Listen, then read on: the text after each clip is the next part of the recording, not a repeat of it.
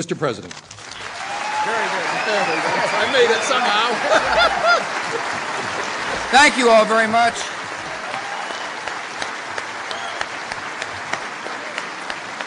Thank you all.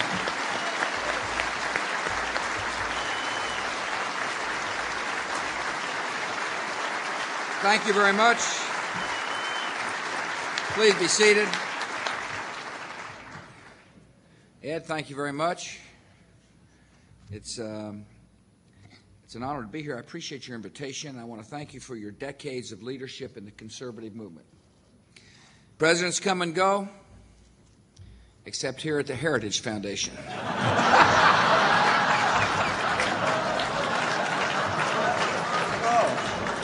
term limits.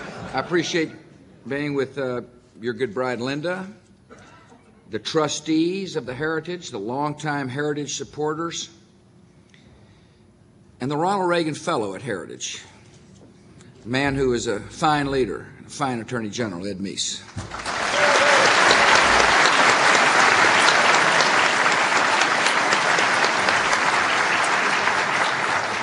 It's appropriate that we gather in the building named for Ronald Reagan. The Heritage Foundation emerged as an important voice in Washington during the Reagan years. The American people gave Ronald Reagan his mandate for leadership. Yet it was the Heritage Foundation with a book by that title from which he drew ideas and inspiration. Ever since, in the councils of Washington, Heritage has been an advocate for free enterprise, traditional values, and the advance of liberty around the world. My administration has benefited from your good work, and so has our country. Thank you for what you do.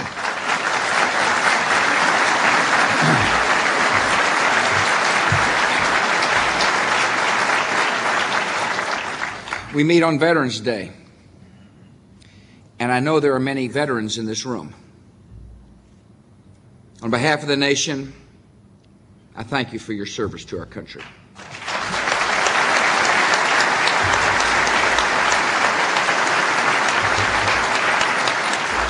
The title of veteran is a term of great respect in America.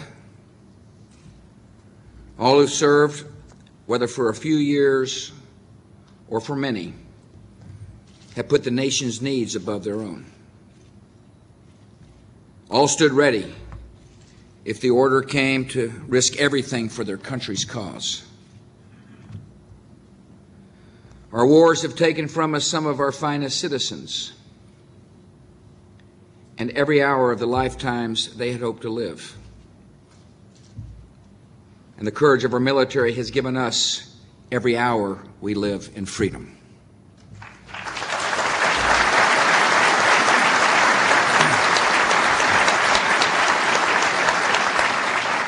In every generation, members of the armed forces have been loyal to one another and faithful to the ideals of America. After the Second World War, returning veterans often said they had just been doing their jobs or didn't talk about their service at all. Yet they knew the stakes of the fight they had been in and the magnitude of what they had achieved. Long after putting away his uniform, one American expressed his pride in having served in World War II. He said, "I feel like I played my part in turning this from a century of darkness into a century of light." This is true of all who've served and sacrificed in the struggles of the 20th century. They maintained the greatest fighting force in the world. They kept our country free, and we're grateful to them all.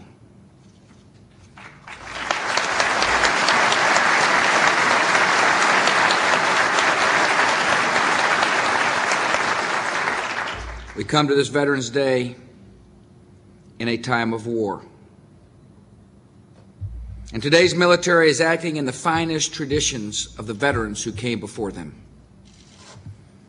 They have given all that we've asked of them. They are showing bravery in the face of ruthless enemies and compassion to people in great need. Our men and women in uniform are warriors, and they are liberators, strong and kind and decent. By their courage, they keep us safe. By their honor, they make us proud.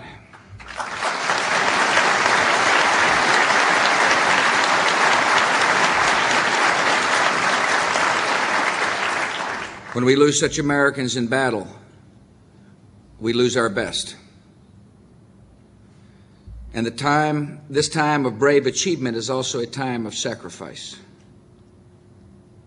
Not far from this place, at Army and Navy medical centers, young service members are recovering from injuries of war. Not far from here at Arlington National Cemetery, as in hometowns across America, we have laid to rest young men and women who died in distant lands. For their families, this is a terrible sorrow, and we pray for their comfort. For the nation, there is a feeling of loss, and we remember and we honor every name.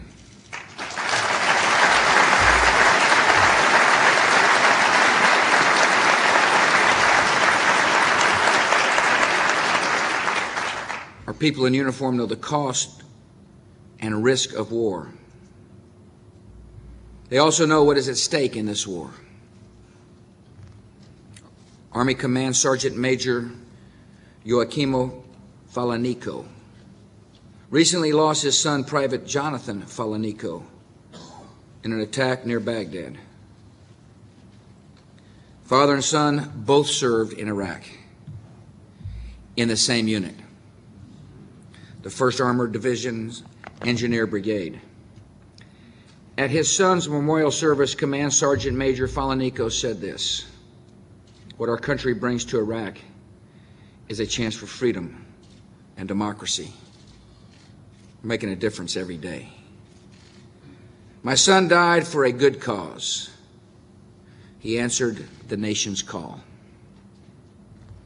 Our mission in Iraq and Afghanistan is clear to our service members and clear to our enemies. Our men and women are fighting to secure the freedom of more than 50 million people who recently lived under 2 of the cruelest dictatorships on earth. Our men and women are fighting to help democracy and peace and justice rise in a troubled and violent region. Our men and women are fighting terrorist enemies thousands of miles away in the heart and center of their power, so that we do not face those enemies in the heart of America. Our men and women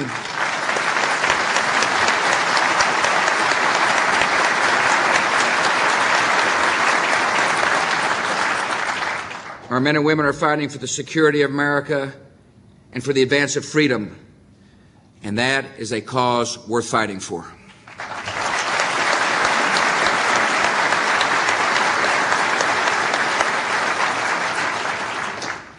The work we are in is not easy, yet it is essential. The failure of democracy in Afghanistan and Iraq would condemn every advocate of freedom in those 2 countries to prison or death, and would extinguish the democratic hopes of millions in the Middle East. The failure of democracies in those 2 countries would provide new bases for the terrorist network and embolden terrorists and their allies around the world. The failure of democracy in those 2 countries would convince terrorists that America backs down under attack, and more attacks on America would surely follow. The terrorists cite the examples of Beirut and Somalia as evidence that America can be made to run. 5 years ago, one of the terrorists said that an attack could make America retreat in less than 24 hours. the terrorists are mistaken.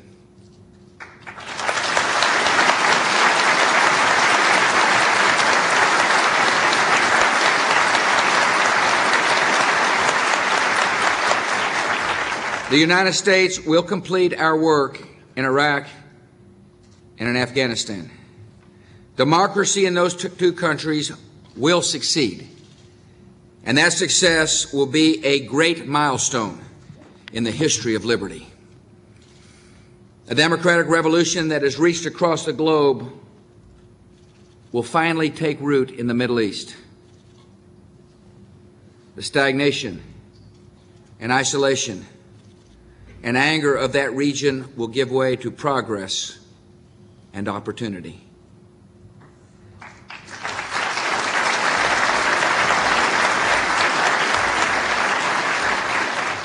America and the world will be safer from catastrophic violence because terror is not the tool of the free.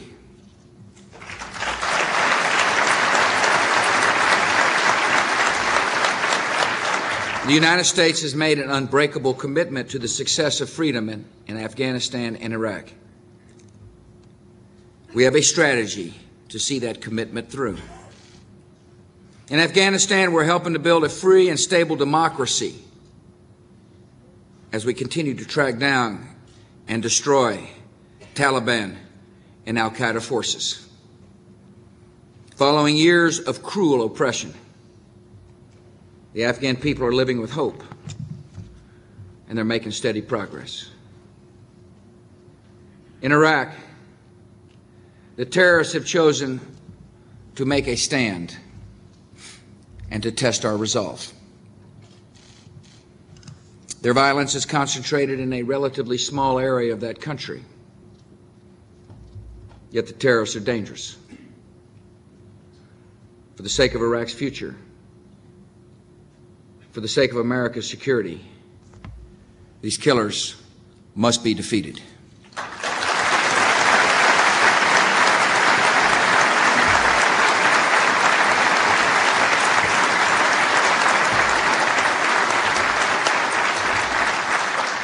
After the swift advance of our coalition to Baghdad and the removal of Saddam Hussein from power, some remnants of the regime fled from the battlefield. Over time, Ba'ath Party and Fedayeen fighters and other Saddam loyalists have organized to attack our forces, to terrorize international aid workers, and to murder innocent Iraqis. These bitter holdouts would rather see Iraqis dead than see them free. Foreign jihadists have arrived across Iraq's borders in small groups with the goal of installing a Taliban-like regime. Also present in the country are some terrorists from Ansar Islam and from al-Qaeda, who are always eager to join in the killing and who seek revenge after their defeat in Afghanistan. Saddam loyalists and foreign terrorists may have different long-term goals, but they share a near-term strategy: to terrorize Iraqis and to intimidate America and our allies. Recent reporting suggests that despite their differences, these killers are working together to spread chaos and terror and fear. Since the fall of Saddam Hussein, 93% of terror attacks have occurred in Baghdad and 5 of Iraq's 18 provinces. The violence is focused in a 200 square miles known as the Ba'athist Triangle, the home area of Saddam Hussein and most of his associates. Here the enemy is waging the battle, and it is here that the enemy will be defeated.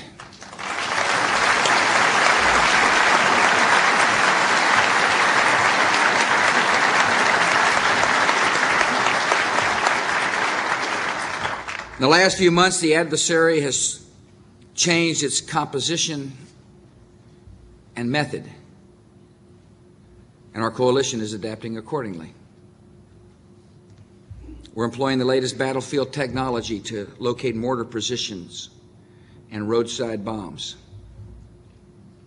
Our forces are moving against specific targets based on intelligence gathered from Iraqis. We're conducting hundreds of daily patrols. Last month alone, we made 1,500 raids against terrorists.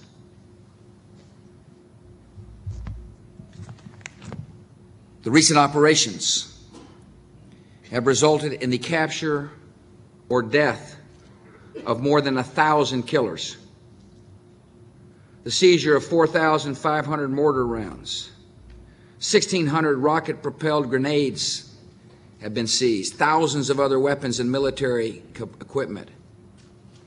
Our coalition is on the offensive in Iraq, and we will stay on the offensive.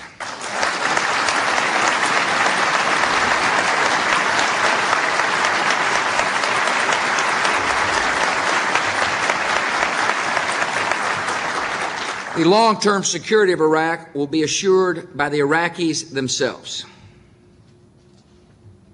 118,000 Iraqis are now serving as police officers and border guards, civil defense personnel, and in the Facilities Protection Service. Iraq's security forces join in operations with our troops, and they patrol towns and cities independently. Some 700 troops are now serving in the new Iraqi army. Thousands more are being trained, and we expect to see 35,000 Iraqi troops in the field by the end of next year. Increasingly, the Iraqi people are assuming the responsibilities and the risks of protecting their own country. And their willingness to accept these duties is one of the surest signs that the Iraqis want freedom and that the Iraqis are headed towards self-government.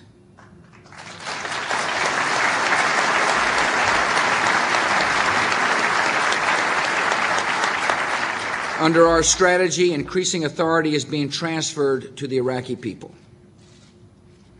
The Iraqi Governing Council has appointed ministers who are responsible for the day-to-day operations of the Iraqi government. The Council has also begun the process that will lead to a new constitution. No friend or enemy should doubt Iraq liberty will find a lasting home. Iraqis are a proud people, and they want their national independence. And they can see the difference between those who are attacking their country and those who are helping to build it. Our coalition is training new police. The terrorists are trying to kill them. We're protecting pipelines and power plants for the good of the Iraqi people. The terrorists are trying to blow them up. We're turning authority over to Iraqi leaders. The terrorists are trying to assassinate them. We're offering aid and self-rule and hope for the future. The terrorists offer nothing but oppression and death. The vast majority of Iraqis know exactly what is going on in their country today. Having seen the worst of tyranny, the Iraqi people will reject the return of tyranny.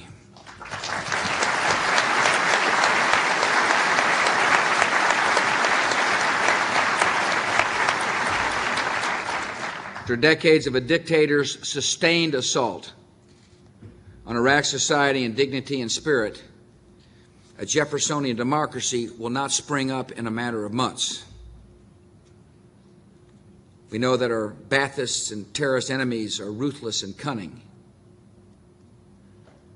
We also know that the lives of Iraqis have improved greatly in 7 short months. Yet we know the remaining tasks are difficult. We also know a few things about our own country. America gained its own independence and helped free much of the world by taking on difficult tasks. We're a confident people, and we have a reason to be confident. Our armed forces are skilled and powerful and humane. They're the best in the world.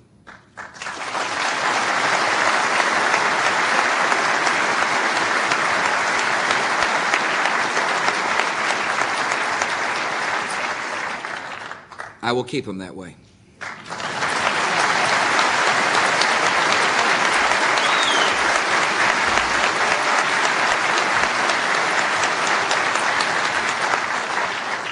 We've got good friends and allies serving with us in Iraq. There are 32 countries standing beside our troops. Our commanders have the capabilities they have requested. And they're meeting a changing enemy with flexible tactics. The Congress has provided the resources we need to support our military and to improve the daily lives of newly liberated people.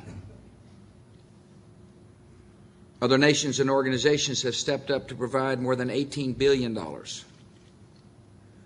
to the emerging democracies of Afghanistan and Iraq. The peoples of those two countries are sacrificing for their own liberty. And the United States, once again, is fighting in the cause of our nation, the great cause of liberty. And we know that the cause of liberty will prevail.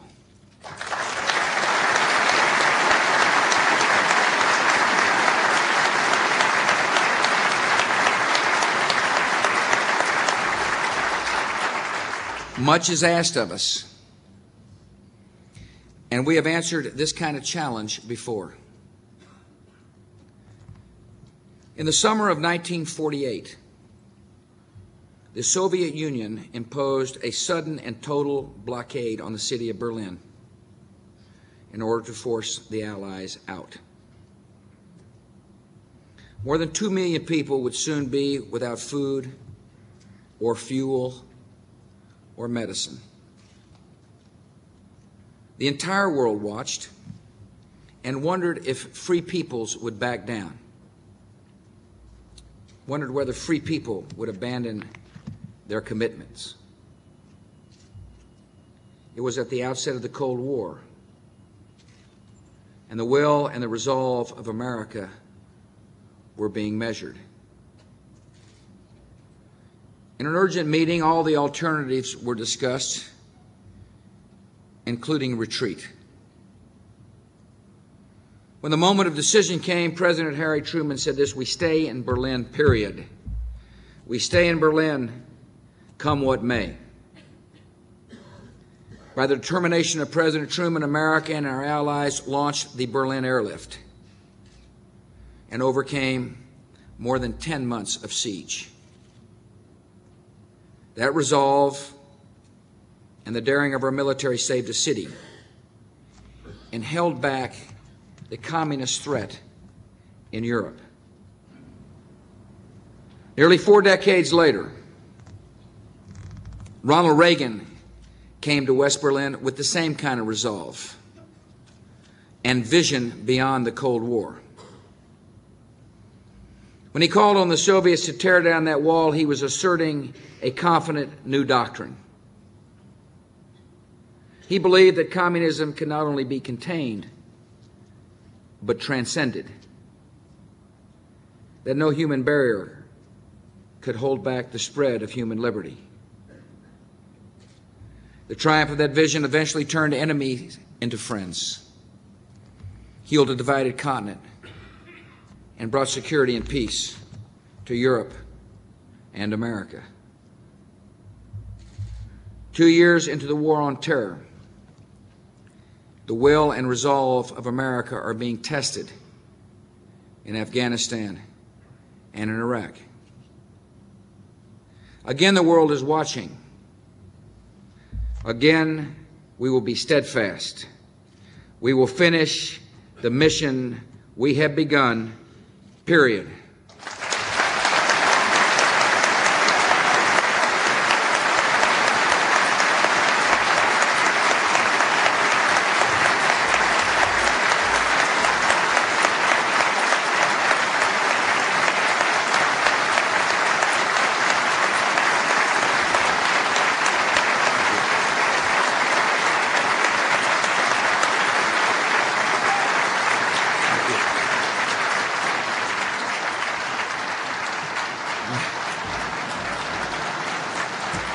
We are not only containing the terrorist threat, we are turning it back.